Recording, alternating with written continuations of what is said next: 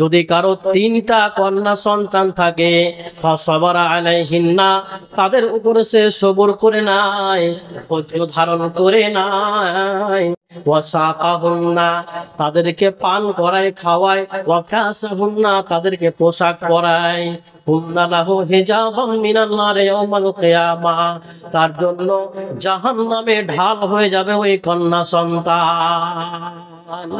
তিনটা কন্যা সন্তান যদি কেউ ভালোভাবে লালন পালন করতে পারে, তার জন্য ওই কন্যা সন্তান আখিরাতের জাহান্নাম থেকে ঢাল হয়ে যাবে। নবী মুহাম্মদ সাল্লাল্লাহু আলাইহি ওয়াসাল্লাম চরম একটা নোংরা, চরম একটা বর্বর সমাজকে তিনি ইসলামের আলোতে নিয়ে আসলেন। যেভাবে কন্যা সন্তানকে হত্যা করা হতো, ইসলামের পরে, ইসলামের মধ্যে কন্যা সন্তানের অধিকার নবী মুহাম্মদ সাল্লাল্লাহু আলাইহি ওয়াসাল্লাম ঘোষণা করলেন। তিনটা কন্যা সন্তান হলে তার জন্য জাহান্নাম থেকে কন্যা সন্তান ঢাল হয়ে যাবে, আর হয়ে যাবে।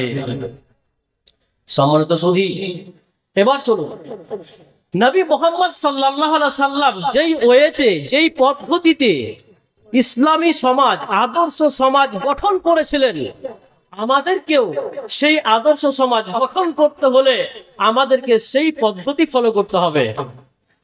নবী সাল্লাল্লাহু আলাইহি ওয়াসাল্লামের আদর্শ অনুযায়ী আমাদেরকে সমাজ গঠন করতে হবে। আজকের সমাজ আর ইসলামী সমাজ নেই, আজকের সমাজ আবার জাহেলি সমাজে পরিণত হয়েছে। জাহেলি যুগে যেমন ভাবে মানুষ মানুষকে দ্বিধাহীন ভাবে হত্যা করত, আজকের দিনেও মানুষ মানুষকে দ্বিধাহীন ভাবে হত্যা করছে সামান্য কারণে। জাহেলি যুগে যেইভাবে মেয়েকে জ্যান্ত কবর দেওয়া হতো, আজকে জ্যান্ত ফুটফুটে বাচ্চাকে কবর দেওয়া হয় না, কিন্তু মায়ের পেটেই তাকে মেরে দেওয়া হচ্ছে। এটাও তো কন্যা সন্তান, অথবা এটাও তো সন্তানকে হত্যা করার সমতুল্য। জাহিলি যুগে যেমন জেনা ব্যভিচার যেমন ব্যাপক ছিল, যেমন স্বাভাবিক ছিল, আজকের দিনেও জেনা ব্যভিচার স্বাভাবিক হয়ে গেছে। যেখানে সেখানে প্রকাশ্যে আজকে জেনা হচ্ছে। অর্থাৎ আমি বলতে চাই, আজকের সমাজ আদর্শ সমাজ আর নেই, আজকের সমাজও জাহেলি সমাজে পরিণত হয়েছে। অর্থাৎ এটা জাহেলিয়াতের দ্বিতীয় যুগে রূপান্তরিত হয়েছে। সমাজ নির্মাণ করতে হবে, আদর্শ সমাজ গঠন করতে হবে। আদর্শ সমাজ যদি গঠন করতে না পারেন, যদি স্বপ্ন সমাজ গঠন করতে না পারেন, আপনার জীবনের 16 আনাই বৃথা, আপনার জীবনের কোনো মূল্য নেই। আদর্শ সমাজ গঠন করতে না পারলে ইসলাম সমাজে প্রতিষ্ঠা হবে না, ইসলামের আলো সমাজে জ্বলবে না। অতএব আদর্শ সমাজ গঠন করতে অপরিহার্যভাবে, বাধ্যতামূলকভাবে আপনাকে আমাকে পদক্ষেপ নিতে হবে। নবী সাল্লাল্লাহু আলাইহি ওয়াসাল্লাম কিভাবে আদর্শ সমাজ গঠন করেছেন? এক, ইমানের বীজ বপন করে, ইমানের দাওয়াত দিয়ে, ইমানের প্রচার প্রসার ঘটিয়ে তিনি আদর্শ একটা সুন্দর সমাজ গঠন করেছিলেন।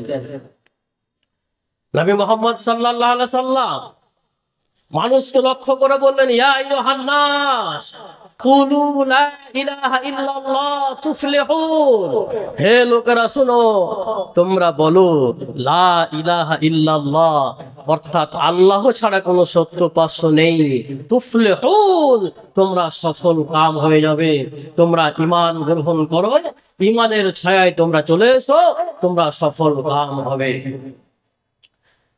ঈমান যদি কারো ভিতরে থাকে, ঈমান ছাড়া আদর্শ সমাজ গঠন করা সম্ভব নয়। উমর ফারুক রাদিয়াল্লাহু তাআলা আনহু, আপনারা তার বিষয়ে শুনেছেন, অত্যন্ত রাগী মানুষ, অত্যন্ত বীর যোদ্ধা, যার নাম শুনলে মানুষ ভয় পেত, যার নাম শুনলে মানুষ কাঁপত, এমন একজন ব্যক্তিত্ব উমর ফারুক রাদিয়াল্লাহু তাআলা আনহু। উমর ফারুক রাদিয়াল্লাহু তাআলা আনহু তিনি নবী মুহাম্মদ সাল্লাল্লাহু আলাইহি ওয়াসাল্লামকে হত্যা করার জন্য সোলা তরবারি নিয়ে চলে যাচ্ছেন উগ্র মেজাজে। রাস্তার মধ্যে এক ব্যক্তি তাকে খবর দিলেন, ও উমর, কোথায় যাও? এত উগ্র মেজাজ নিয়ে যাচ্ছ কোথায়? বলে, আজকে মুহাম্মাদের মাথা ছেদ করে দেব, মুহাম্মদকে হত্যা করে দেব। ওই খবর রেখেছো? তুমি তো মুহাম্মদকে হত্যা করতে যাচ্ছ, কিন্তু তোমার বহিন আর তোমার বোন যে মুসলমান হয়ে গেছে, ওরা যে তোমার ধর্ম ত্যাগ করে ইসলাম কবুল করেছে, তোমার কাছে খবর আছে?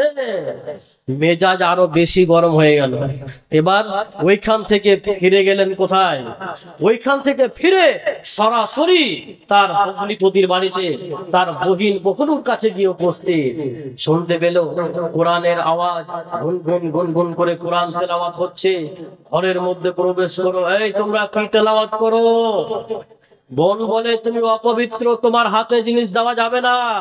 বলে, আমার হাতে একটু দাও, আমি দেখি কি এটা। বলে, তুমি অপবিত্র, তোমার হাতে দেওয়া যাবে না।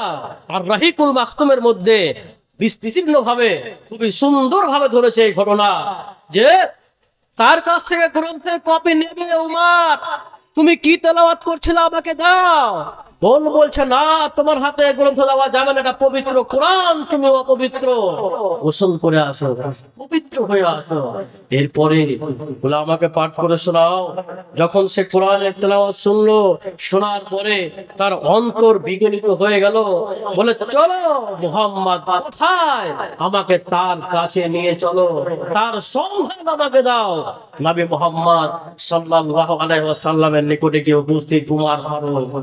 এবার নবী মুহাম্মদ সাল্লাল্লাহু আলাইহি ওয়াসাল্লাম উমরকে দেখেই, যদিও তার জন্য আগেই দোয়া করেছিলেন, হে রব, হে আল্লাহ, তুমি আবু জাহাল অথবা উমর ফারুক এদের দুইজনের মধ্যে যাকে তুমি ভালোবাসো, একজন, যে কোনো একজনকে দিয়ে ইসলামকে সম্মানিত করো, ইসলামকে শক্তিশালী করে দাও।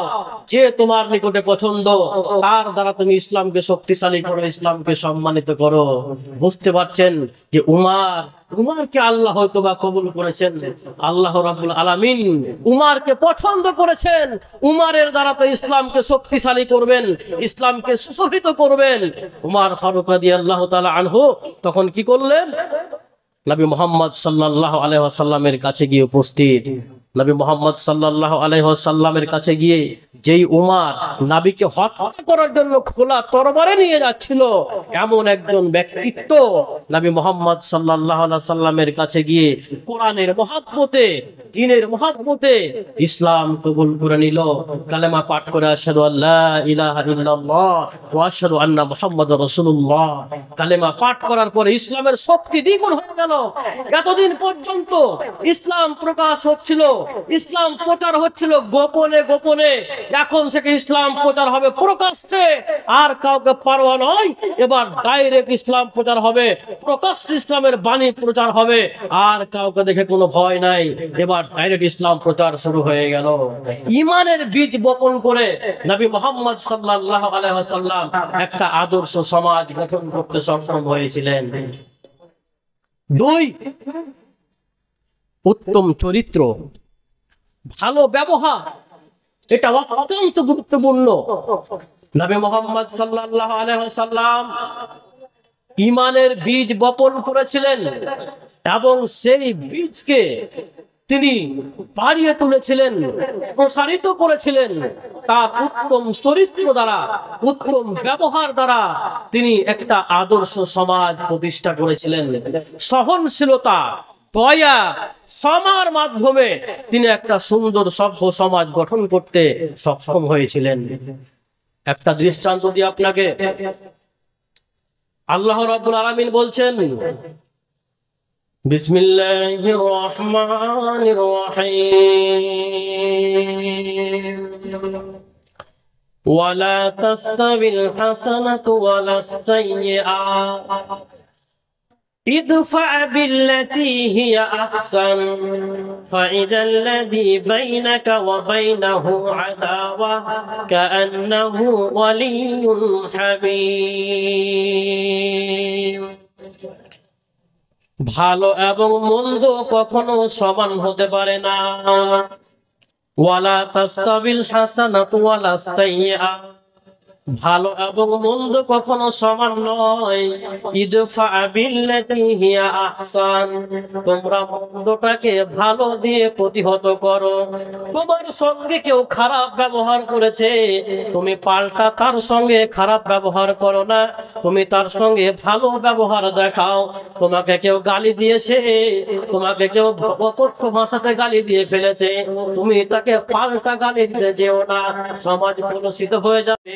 যখন তোমার সাথে কেউ খারাপ আচরণ করবে, যখন তোমাকে কেউ গালি দেবে, তখন তুমি তার জন্য ভালো বাক্য ব্যবহার করো। তুমি পাল্টা তাকে গালি দিতে যেও না। ইদফা বিল্লাতি হিয়া আহসান, তোমরা মন্দকে ভালো দ্বারা প্রতিহত করো।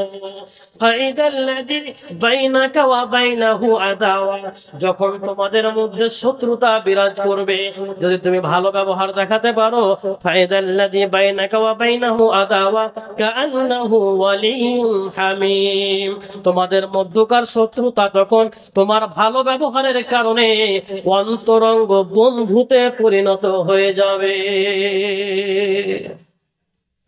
আপনার সাথে কেউ খারাপ আচরণ করেছে, আপনি পাল্টা খারাপ ব্যবহার করতে গেলে তো ঝগড়া বেঁধে যাবে। আপনার সাথে খারাপ ব্যবহার করেছে, আপনি ওকে ভালো ব্যবহার দেখান, আপনার ওই শত্রু তখন কি হবে, অন্তরঙ্গ বন্ধুতে রূপান্তরিত হয়ে যাবে। এবার একটা দৃষ্টান্ত নিন, খুবই চমৎকার হাদিস, খুবই সুন্দর হাদিস। সুমামা ইবনে ওসাল নামে একজন ব্যক্তি, যে সাহাবায়ে কেরামদের একাধিক সাহাবাকে হত্যা করেছিল এবং নবী মুহাম্মদ সাল্লাল্লাহু আলাইহি ওয়াসাল্লামকে হত্যা করার জন্য ছদ্মবেশে ঘুরছিল। নেতা মানুষ, অথচ মুশরিক, পাওয়ারফুল মানুষ, ক্ষমতাশীল মানুষ, নবী মুহাম্মদ সাল্লাল্লাহু আলাইহি ওয়াসাল্লামকে হত্যা করার জন্য ছদ্মবেশে ঘুরে ব্যক্তি। বা'আস রাসূলুল্লাহ সাল্লাল্লাহু আলাইহি ওয়াসাল্লাম খাইলান কিবালা নাজদিন فجاءت برجل من بني حنيفة يقال له سمامة بن أسال سيد أهل اليمامة فربطه بسرية من سوار المسجد। নবী সাল্লাল্লাহু আলাইহি ওয়াসাল্লাম সাহাবাদের একটা দলকে পাঠালেন নাজদের দিকে, সাহাবাদের একটা টিমকে পাঠালেন নাজদের দিকে। নাজদের দিকে ওই সাহাবাদের দল গিয়ে একজন ব্যক্তিকে ধরে নিয়ে আসলেন, যে ব্যক্তির নাম ছিল সুমামা ইবনে উসাল, সাইয়্যিদু আহলিল ইয়ামামা, ইয়ামামার সর্দার, বানু হানিফা গোত্রের। এই একজন ব্যক্তি, যে ইয়ামামার নেতা, বানু হানিফা গোত্রের ব্যক্তি, যার নাম ছিল সুমামা। এই সুমামাকে সাহাবায়ে কেরামের একটা দল ধরে নিয়ে আসলেন। ফারাবাতুহু বিসারিয়াতিন মিন সাওয়ারিল মসজিদে, সাহাবাদের দল ওই ব্যক্তিকে ধরে নিয়ে এসে মসজিদের একটা পিলারে তাকে বেঁধে দিলেন। ঘাতককে ধরে নিয়ে এসে মসজিদের একটা পিলারে বেঁধে দিলেন, আসামিকে বেঁধে রেখেছেন। নবী সাল্লাল্লাহু আলাইহি ওয়াসাল্লাম যেটা ফয়সালা করবে সেটা হবে। নবী সাল্লাল্লাহু আলাইহি ওয়াসাল্লাম ওই ঘাতকের দিকে এক পা দুই পা করে এগিয়ে গেলেন। এগিয়ে গিয়ে সুমামা ইবনে ওসালকে জিজ্ঞেস করছেন, নবীজি মাযা ইনদাকা ইয়া সুমামা, সুমামা তোমাকে কেমন লাগছে বলো, তুমি কেমন আছো, নিজের কাছে তোমাকে কেমন মনে হচ্ছে তুমি বলো।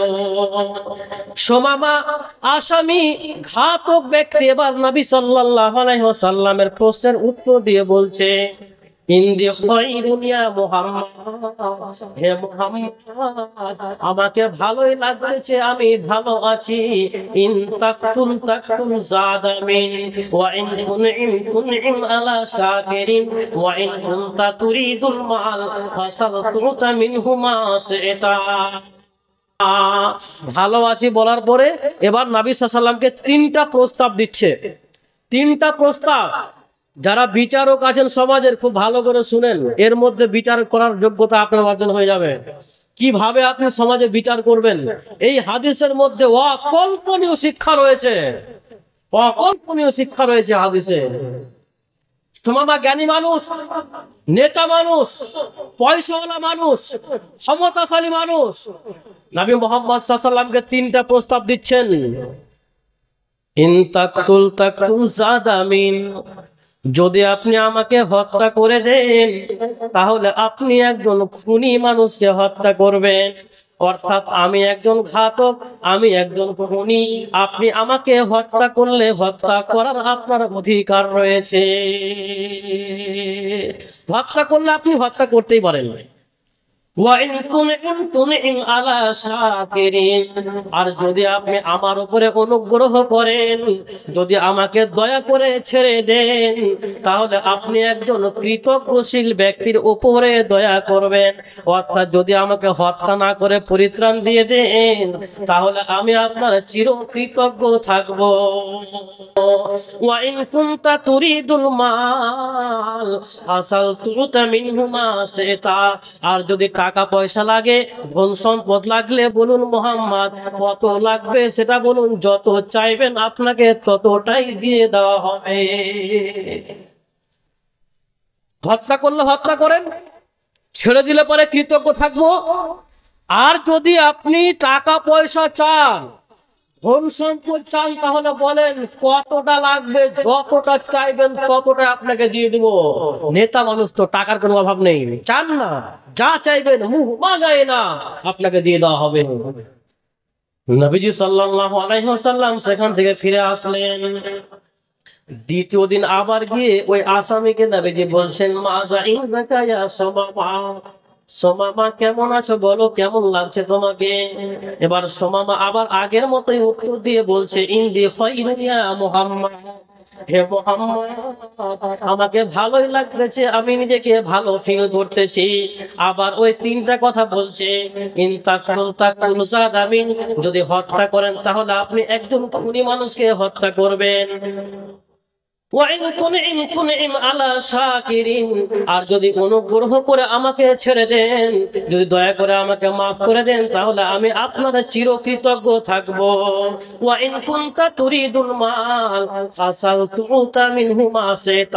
আর যদি সম্পদ লাগে বলেন, টাকা পয়সা লাগলে বলেন, যতটা চাইবেন ততটাই আপনাকে দিয়ে দেওয়া হবে।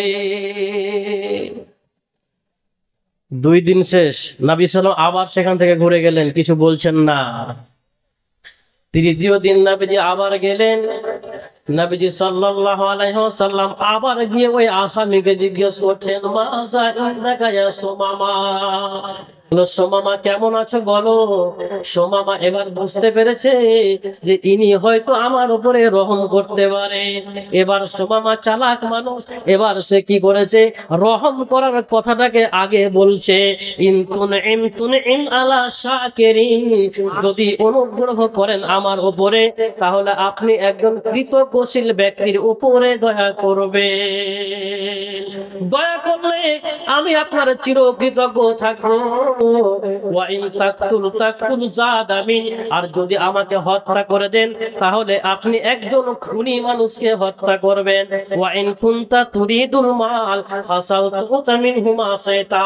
আর যদি সম্পদ লাগে বলেন, টাকা পয়সা লাগলে বলেন, যতটা চাইবেন ততটাই দিয়ে দেওয়া হবে।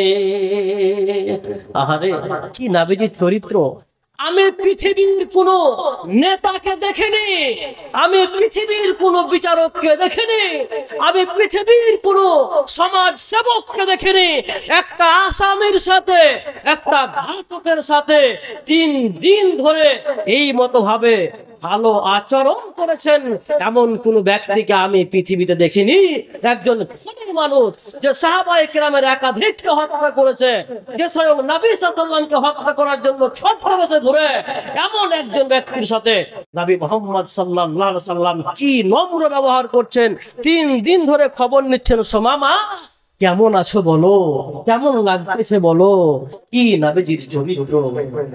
নবীজি সাল্লাল্লাহু আলাইহি ওয়াসাল্লাম সাহাবায়ে কেরামদের বললেন, ওর বাঁধনটা খুলে দাও, ওকে ছেড়ে দাও, ওর বাঁধন খুলে দাও, ওকে মসজিদের পিলার থেকে মুক্তি দিয়ে দাও। আজ কি ইসলাম বিদ্বেষীরা বলে না, নবী মুহাম্মদ এক হাতে তরবারি আর এক হাতে কোরআন নিয়ে ইসলাম প্রতিষ্ঠা করেছে, সমাজ গঠন করেছে। তাদের এই দাবি তাহা মিথ্যাচার, তাদের এই দাবি চূড়ান্ত মিথ্যা। নবী মুহাম্মদ সাল্লাল্লাহু আলাইহি সাল্লাম যদি তরবারি নিয়ে ইসলাম প্রতিষ্ঠা করতেন, তরবারি নিয়ে সমাজ গঠন করতেন, তাহলে এই ব্যক্তিকে হত্যা করার সুযোগ ছিল কি ছিল না? সুযোগ ছিল, তিনি হত্যা করলেন না। যারা বলে নবী মুহাম্মদ ইসলাম প্রতিষ্ঠা করেছে তরবারি দিয়ে, না, এটা মিথ্যা কথা। নবী সাল্লাল্লাহু আলাইহি ওয়াসাল্লামকে টাকা দিয়ে কেনা যায় না, সোমামা কিনতে চেয়েছিল টাকা দিয়ে, মোহাম্মদ কত লাগবে বলো, দিয়ে দেব। টাকা দিয়ে নবীকে কেনা যায় না। কাফেররা বলেছিল, ওরে মোহাম্মদ, তোর এক হাতে চাঁদ এক হাতে সূর্য দিয়ে দেব, পৃথিবীর মালিক বানিয়ে দেব, ইসলাম ধর্ম প্রচার করা ছেড়ে দে। না, তিনি পারওয়া করেননি। আমি তোদের সাথে একমত নই। লাকুম দীনুকুম ওয়ালিয়া দ্বীন। আমার জন্য আমার দিন, তোদের জন্য তোদের দিন। তোদের ধর্ম আমি মানবো না, আমার ধর্ম তোরা না আসলেও আমি তোদের সাথে এগ্রিমেন্টে যাব না। সেই ব্যক্তিকে ছেড়ে দেওয়া হলো। যখন হাতের বাঁধন খুলে দেওয়া হলো,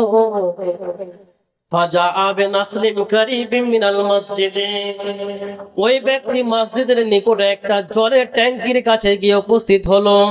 একটা জলের চৌবাচ্চা যেখানে অল্প জল রয়েছে, সেখানে গিয়ে সোমামা গোসল করলো। আর গোসল করার পরে মসজিদে এসে প্রবেশ করলো। নবী সাল্লাল্লাহু আলাইহি ওয়াসাল্লামের সামনে এসে এবার কালেমা পাঠ করছে, আশহাদু আল্লা ইলাহা ইল্লাল্লাহু ওয়া আন্না মুহাম্মাদার রাসূলুল্লাহ। আমি সাক্ষ্য দিচ্ছি নিশ্চয় আল্লাহ ছাড়া কোনো সত্য উপাস্য নেই, এবং আরো সাক্ষ্য দিচ্ছি নিশ্চয় মুহাম্মদ আল্লাহর রাসূল। নবীজি সাল্লাল্লাহু আলাইহি ওয়াসাল্লামের উত্তম ব্যবহারে অন্তর গলে গেল।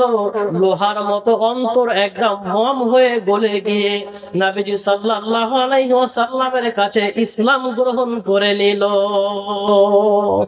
যে ব্যক্তি নবীকে হত্যা করার জন্য ঘুরছিল, ওই ব্যক্তি নবী সাল্লাল্লাহু আলাইহি ওয়াসাল্লামের চরিত্রে মুগ্ধ হয়ে ইসলাম গ্রহণ করে নিল। এবার ইসলাম গ্রহণ করার পরে এবার নবী সাল্লাল্লাহু আলাইহি ওয়াসাল্লামের কাছে ওই ব্যক্তি আবার তিনটা কথা বলছেন। আগে বলেছিল তিনটা, মনে আছে কথা? হত্যা করলে হত্যা করেন, ক্ষমা করলে ক্ষমা করেন, আর টাকা লাগলে টাকা দেব। এখানে বিচার করার সময় দেখবেন প্রথমত ক্ষমার পথ খুঁজবেন। যদি আসামিকে যদি ক্ষমা করে দেয় তাহলে ক্ষমা পেয়ে গেল, ক্ষমা করতে পারে। ক্ষমা করতে না চাই, ক্ষমা করলে ক্ষমা করে দাও, ক্ষমা না করলে কিসাস বদলা। আর যদি বদলা নেওয়া কঠিন হয় তখন দিয়া, অর্থাৎ টাকা পয়সা দিয়ে ক্ষতিপূরণ দিয়ে দেওয়া যায়। বিচারের তিনটা ধাপ, ক্ষমা, বদলা অথবা টাকা পয়সা জরিমানা। এবার চলেন, এবার ওই ব্যক্তি আবার তিনটা কথা বলছেন নবীজি সাল্লাল্লাহু আলাইহি ওয়াসাল্লামকে। কি তিনটা কথা? হে মুহাম্মদ, এতদিন পর্যন্ত আপনার চেহারার চাইতে নিকৃষ্ট চেহারা আমার কাছে আর কারো ছিল না। এতদিন পর্যন্ত আপনার চেহারার চাইতে অপ্রিয় চেহারা, নিকৃষ্ট চেহারা আমার কাছে আর কারো পৃথিবীতে ছিল না। আমি এখন বলছি শোনো, আমি এখন বলছি আপনার চেহারাটা আমার কাছে পৃথিবীর সবচাইতে উত্তম চেহারা। আপনার দিন, আপনার জীবন ব্যবস্থা, আপনার ধর্ম এতটা আমার কাছে নিকৃষ্ট ছিল, আপনার ধর্মের চাইতে নিকৃষ্ট ধর্ম আমার কাছে আর কারো ছিল না। আমি এখন বলতেছি আপনার ধর্মের চাইতে উত্তম ধর্ম আমার কাছে আর কারো নেই। আপনার শহর আমার কাছে সব চাইতে নিকৃষ্ট শহর ছিল, আপনার শহরের চাইতে নোংরা শহর আমার কাছে আর ছিল না। আমি এখন বলতেছি আপনার শহরের চাইতে উত্তম শহর আমার কাছে আর কিছু না। কি পরিবর্তন দেখছেন, একদম আকাশ জমিন পরিবর্তন।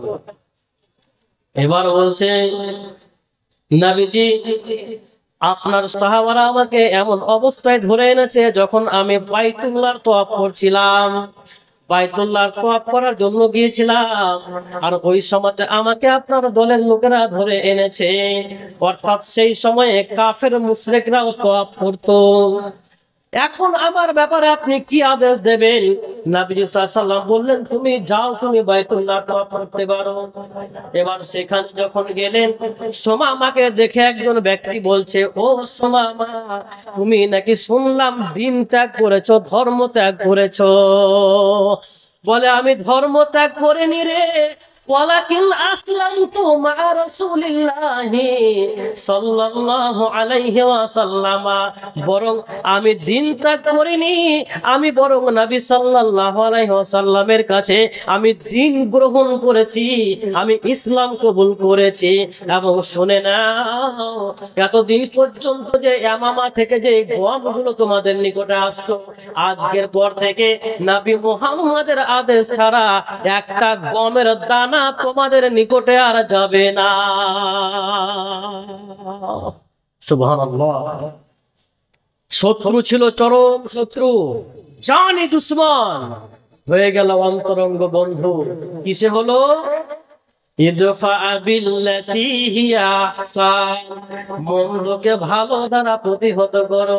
ফাইদাল্লাযী বাইনাকা ওয়া বাইনাহু আদাওয়া কাআন্নাহু ওয়ালিয়্যুন হামীম, যদি ভালো দ্বারা মন্দকে দবাতে পারো, তাহলে তোমার যে শত্রু সে অন্তরঙ্গ বন্ধুতে রূপান্তরিত হবে। রহমতে আলা ইমামে জাহান, রহমতে আলা ইমামে জাহান, সাহাবীরা আতর লাগায় ওই নবীজির ঘাম, সাহাবীরা আতর বানায় ওই নবীজির ঘাম। নবী রহমতে আলা ইমামে জাহান, সাহাবীরা আতর বানায় ওই নবীজির ঘাম, সাহাবীরা আতর লাগায় ওই নবীজির ঘাম। শোনো মানো জানো। একদিন 1000 টাকা দেবো। কে? একটু চেপে বলেন। কে এটা? কে কে?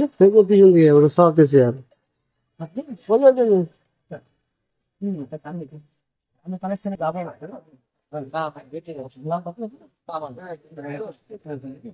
আচ্ছা, কামাল হোসেন মাস্টার মশাই 1000 টাকা দিয়েছে। আল্লাহুম্মা সাল্লি আলাইহি বারাকাল্লাহু ফি আহলিকা ওয়া মালিকা, আল্লাহ রাব্বুল আলামিন তার জন্য কবুল করেন, ইহকাল পরকাল যেন সুখের করেন, যেন হায়াতে তাইয়্যিবা দান করেন।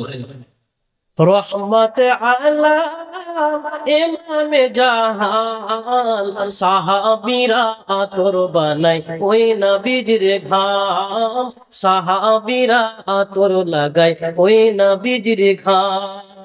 শোনো মানো জানো কেমন আমার নবীজি, যাহার পাগল চন্দ্র সূর্য তারকারাজি। শোনো মানো জানো কেমন আমার নবীজি, যাহার পাগল চন্দ্র সূর্য তারকারাজি রে, যাহার পাগল চন্দ্র সূর্য তারকারাজি। তোমরা আরো শুনবানি সুন্দর কাহিনী, আরো শুনবানি সুন্দর কাহিনী, জান্নাতের ওই রুমে রুমে সুখের নাম, জান্নাতের ওই রুমে রুমে সাজানো নাম। নবী রহমতে আলা ইমামে জাহান, সাহাবীরা আতর বানায় ওই নবীজির ঘাম, সাহাবীরা আতর লাগায় ওই নবীজির ঘাম। প্রথম প্রথম মসজিদেতে খেজুর গাছের নাম, যাকে ধরে খুতবা দিতেন রাসূল আকরাম। প্রথম মসজিদে ওই খেজুর গাছের নাম, যাকে ধরে খুতবা দিতেন রাসূল আকরাম, যাকে ধরে খুতবা দিতেন রাসূল আকরাম।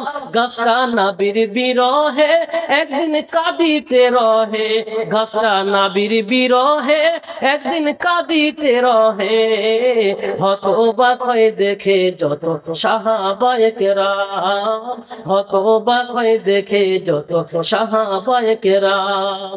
নবী রহমতে আলা ইমামে জাহান, সাহাবীরা আতর বানায় ওই নবীজির ঘাম। নবীজির চরিত্র কত সুন্দর ছিল।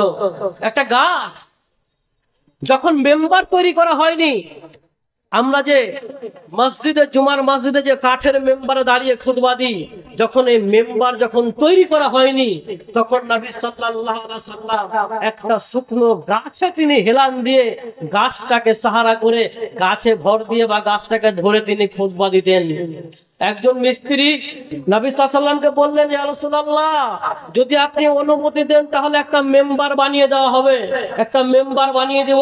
নবী সাল্লাল্লাহু আলাইহি সাল্লামের অনুমতি নিয়ে এবার ওই মিস্ত্রি মেম্বার বানিয়ে দিল। মেম্বার বানিয়ে দেওয়ার পরে এবার নবী মুহাম্মদ সাল্লাল্লাহু আলাইহি ওয়াসাল্লাম মেম্বারে উঠে যখন ভাষণ দিচ্ছেন, ওই গাছকে আর ধরেননি। গাছে এতদিন ভাষণ দিচ্ছিলেন, গাছ ধরে গাছে হেলান দিয়ে, এবার মেম্বার তৈরি হয়েছে, মেম্বারে দাঁড়িয়ে ভাষণ দিচ্ছেন। সহিহ বুখারীর হাদিস, ওই গাছটার ভিতর থেকে এমন ধরনের কান্না ভেসে আসলো যেন হাদিসে 10 মাসের গর্ভবতী উটনির বাচ্চা প্রসব করার সময় যেমন আওয়াজ হয়, যেমন কান্না হয়, এই মতো 10 মাসের গর্ভবতী উটনির যেমন কান্না হয়, এমন ধরনের কান্নার আওয়াজ ওই গাছের কাছ থেকে ভেসে আসলো।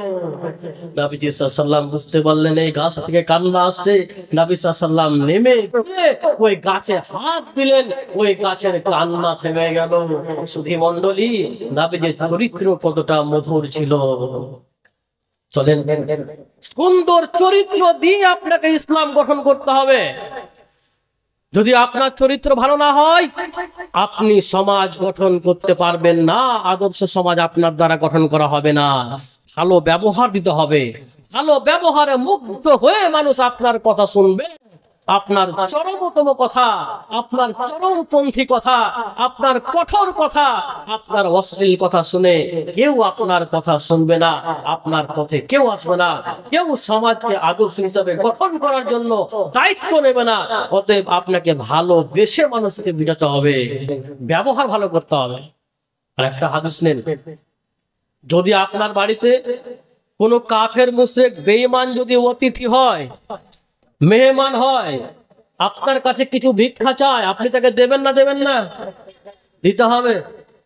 হ্যাঁ, যদি মদ খাওয়ার জন্য চাই দিবেন না, ভাত খাওয়ার জন্য চাই দিবেন কি দিবেন না?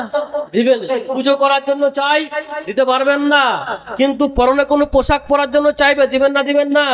দিতে হবে।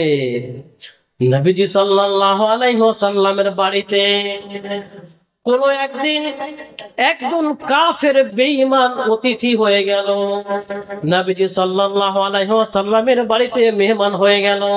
নবীজি সাল্লাল্লাহু আলাইহি ওয়াসাল্লাম ওই কাফের বেঈমানকে মেহমান হিসাবে গ্রহণ করে নিলেন। মেহমান হিসাবে গ্রহণ করে নেওয়ার পর নবীজি সাল্লাল্লাহু আলাইহি ওয়াসাল্লাম আদেশ করলেন, মেহমানের জন্য যাও, একটা ছাগল ধরো, ছাগলের দুধ দহন করে নিয়ে এসো।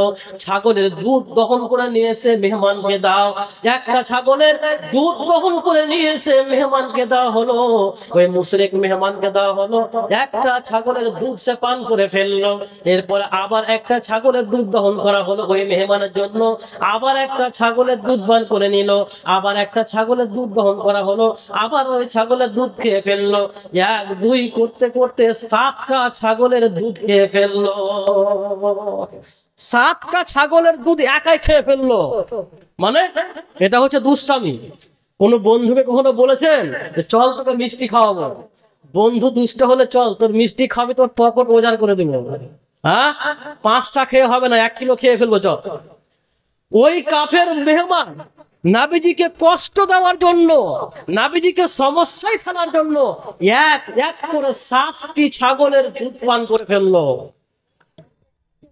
এরপরে যখন সকাল হয়েছে, ওই ব্যক্তি ভাবছে, আহারে এত সুন্দর চরিত্রের মানুষ, আমি যাকে মুসিবতে ফেলতে চাইছে আমার সঙ্গে কতটা ভালো ব্যবহার করতেছে। নবীজি সাল্লাল্লাহু আলাইহি ওয়াসাল্লামের চরিত্রে মুগ্ধ হয়ে এবার ওই মুশরিক মেহমান নবীজির হাতে হাত দিয়ে ইসলাম গ্রহণ করে নিল। ইসলাম কবুল করার পর নবীজি সাল্লাল্লাহু আলাইহি ওয়াসাল্লাম আবার বললেন, এর জন্য ছাগলের দুধ নিয়ে আসো। আবার ছাগলের দুধ দহন করে নিয়ে আসা দেওয়া হলো। একটা ছাগলের দুধ পান করার পরে বলে, এনাফ, আর লাগবে না, আমার জন্য যথেষ্ট হয়ে গেছে। ঈমান আনার আগে 7টা ছাগলের দুধ খেয়েছে, আর ঈমান গ্রহণ করার পরে একটা ছাগলের দুধ পান করার পরে আর খেতে পারছে না। নবী সাল্লাল্লাহু আলাইহি ওয়াসাল্লাম বলেন, শোনো, বেঈমান কাফেররা 7 পেটে খায় আর ঈমানদার 1 পেটে খায়। অতএব বন্ধু, যদি আপনার বাড়িতে কোনো কাফের বেঈমান যদি মেহমান হতে চায়, যদি আপনার কাছে সাহায্য চায়, আপনি কাফের বেঈমানের সাথে আপনি অন্যায় আচরণ করতে পারবেন না। আপনি কাফের বেঈমানকেও আপনি সহযোগিতা করবেন, বেঈমান মুশরিক হলেও আপনি তাকে পেটে খাবার দেবেন। নবীজি কি দিয়ে আনলেন? চরিত্র দিয়ে, ধমক দেখে না, চরিত্র দিয়ে ইসলামের মধ্যে নিয়ে আসলেন। আর একটা দৃষ্টান্ত আপনাকে দেব, অত্যন্ত চমৎকার ঘটনা, অনেক লম্বা হাদিস। নবীজি সাল্লাল্লাহু আলাইহি ওয়াসাল্লাম এক পর্যায়ে রোম সম্রাট হেরাক্লিয়াসের নিকটে ইসলামের দাওয়াত পাঠিয়েছেন চিঠির মাধ্যমে। চিঠি করে পাঠিয়েছেন রোম সম্রাটকে, হেরাক্লিয়াসকে, যে মুহাম্মাদের পক্ষ থেকে হেরাক্লিয়াসের প্রতি, রোম সম্রাটের প্রতি চিঠি, শান্তি অবতীর্ণ হোক। যারা সত্যের আনুগত্যের পথে রয়েছে, সালামুন আলা মান ইত্তাবা আল হুদা, শান্তি অবতীর্ণ হোক যে ব্যক্তি হেদায়েতের অনুসরণ করে। আসলিম তাসলাম, আপনি ইসলাম গ্রহণ করেন, শান্তিতে আপনি থাকবেন। হেরাক্লিয়াসকে দাওয়াত দিচ্ছেন ইসলামের নবী সাল্লাল্লাহু আলাইহি ওয়াসাল্লাম চিঠি পাঠিয়ে। এবার বাদশা হেরাক্লিয়াস আবু সুফিয়ানকে তার দলবল সহ বাদশা তার নিজের কাছে ডাকলো, শোনো, দলবল সহ আমার কাছে এসো। আবু সুফিয়ান নিজের সঙ্গী সাথী নিয়ে এবার ওই বাদশা হেরাক্লিয়াসের কাছে গিয়ে উপস্থিত। এবার বাদশা হেরাক্লিয়াস বলে, ওই শোনো, যেই লোক নাবি বলে দাবি করেছে তোমাদের মধ্যে, যে নবুয়তের দাবি করেছে, ওই লোকের সবচাইতে নিকট আত্মীয় কে, সবচাইতে কাছের মানুষ কে বলো। তখন আবু সুফিয়ান বলছে, আমি সবচাইতে ওর নিকট আত্মীয়, মানে চাচা ভাতিজার সম্পর্ক। এবার বলে, তুমি কাছে এসো। আবু সুফিয়ানকে ডেকে নেওয়া হলো কাছে। আর আবু সুফিয়ানের সঙ্গে যারা ছিল, ওর সঙ্গী সাথী যারা ছিল, ওরাকে বললো, তোমরা পাশে বসো পিছনে, আমি যেগুলো প্রশ্ন করব, যদি এই ব্যক্তি কোনো ভুল কথা বলে, মিথ্যা কথা বলে, অর্থাৎ আবু সুফিয়ান মিথ্যা বললে, তোমরা চট করে বলে দিবা যে এ মিথ্যাবাদী, মিথ্যা কথা বলছে। আবু সুফিয়ান বলে, যদি আল্লাহর কসম, আমার মধ্যে যদি লজ্জা না থাকতো, আমি মুহাম্মাদের ব্যাপারে মিথ্যা কথা বলে দিতাম, কিন্তু আমার মধ্যে লজ্জা রয়েছে। আমাকে আমার সঙ্গী সাথীরা বেঈমান প্রমাণিত করে দেবে, আমাকে মিথ্যুক ভাবে সাব্যস্ত করে দেবে, এই জন্য আমি কোন রকমের মিথ্যা কথা বলতে পারবো না। এবার বাদশা হেরাক্লিয়াস প্রথমে প্রশ্ন করছে ওই আবু সুফিয়ানকে, আচ্ছা বলো তো, যে ব্যক্তি নবুয়তের দাবি করেছে তার বংশ মর্যাদা কেমন, কেমন বংশের লোক? আবু সুফিয়ান বলে, বংশ মর্যাদার দিক দিয়ে সম্ভ্রান্ত বংশের ছেলে, বংশ মর্যাদা ভালো রয়েছে, ভালো বংশের ছেলে। এবার বাদশা আবার প্রশ্ন করছে, বলো, এর পূর্বে কি কখনো কেউ এইভাবে ইসলামের, এইভাবে নবুয়তের দাবি করেছে? বলে, না না না, এর পূর্বে কখনো কেউ নবী হওয়ার দাবি করে না। বলে, বলো, যে ব্যক্তি নবুয়তের দাবি করেছে, এই ব্যক্তির পূর্বপুরুষ কোন বাদশা ছিল নাকি? বলে, না না না, পূর্বপুরুষ কোন বাদশা রাজা ছিল না। বলে, আবু সুফিয়ান বলো, এই ব্যক্তি যে ইসলামের দাওয়াত দিচ্ছে বা নবুয়তের দাবি করেছে, এর দাওয়াতকে গ্রহণ করছে দুর্বল লোকেরা নাকি সবল লোকেরা, সম্ভ্রান্ত লোকেরা দাওয়াত কবুল করছে নাকি দুর্বল লোকেরা দাওয়াত কবুল করছে? বলে, যারা দুর্বল তারা দাওয়াত কবুল করছে। বলে,